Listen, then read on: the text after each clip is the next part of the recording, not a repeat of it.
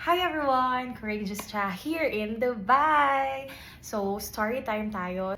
So, I was uploaded my recent vlog last week, I think. Because 3 years na ako dito sa Dubai and kung ano yung mga na-realize or natutunan ko doon. May babalikan lang ako. One thing na natutunan ko dito sa Dubai is to stay healthy. Why? Gusto ko i-share into details kung bakit I stay healthy kasi gusto ko rin i-share sa inyo how God has been so good and gracious sa buhay ko and how He really provides during the moment na nagkasakit ako. So going back, sa nagkasakit ako, pagpasok ng 2026 is nagkasakit ako. It's just a simple cough. And it turned to 1 month hanggang sa nagkaroon din ako ng acid reflux.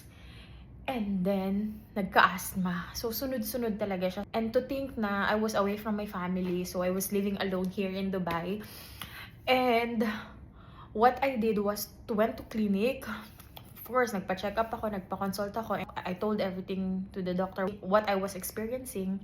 Pero, wag niyo akong gagayahin kasi after a month pa ako nagpa-check up. As in, hindi ko talaga mind yung ubo ko. Nagpa-check up na lang ako nung nagka-acid reflux na ako at saka nagka-asthma kasi hindi talaga ako makahinga. As in, sobrang nahihirapan na ako.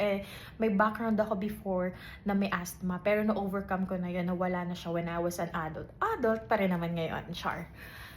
So, eto na nga. And then, nung nandun ako sa clinic, after telling to the doctor what I was experiencing, diretso ako to pharmacy.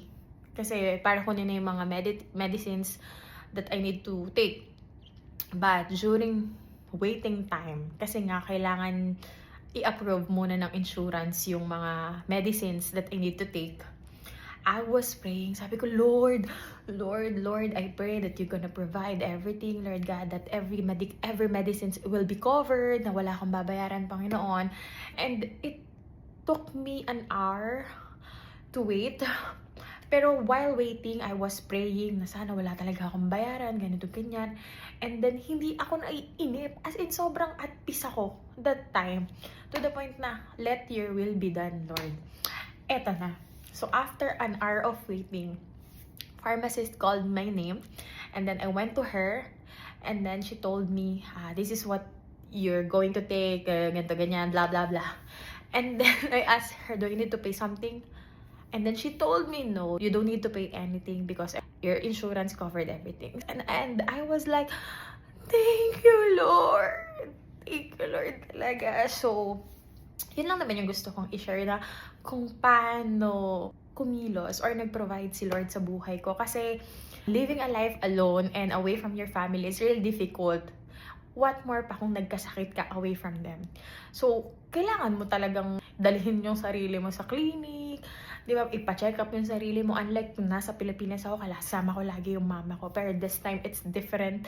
And it hit me a lot because sobrang nakakalungkot kaya dalhin yung sarili na may sakit ka sa clinic. Tapos ikaw lang mag-isa. And then you feel all alone. But one thing I discover also is the Lord is always with me. And I will always pray na, Lord, be with me in this season, be with me during this time, Panginoon. Ganun lagi ang prayer ko kasi sino ba naman ang kakapitan natin? Of course, si Lord lang. Because apart from the Lord, we are nothing. So yun lang naman yung gusto kong i-share. And I hope that you learned something from this video. So yun lang. Support my vlog. Bye, guys! So if you want to watch my recent video, i-share ko dito yung link. God bless you guys and be a blessing to others.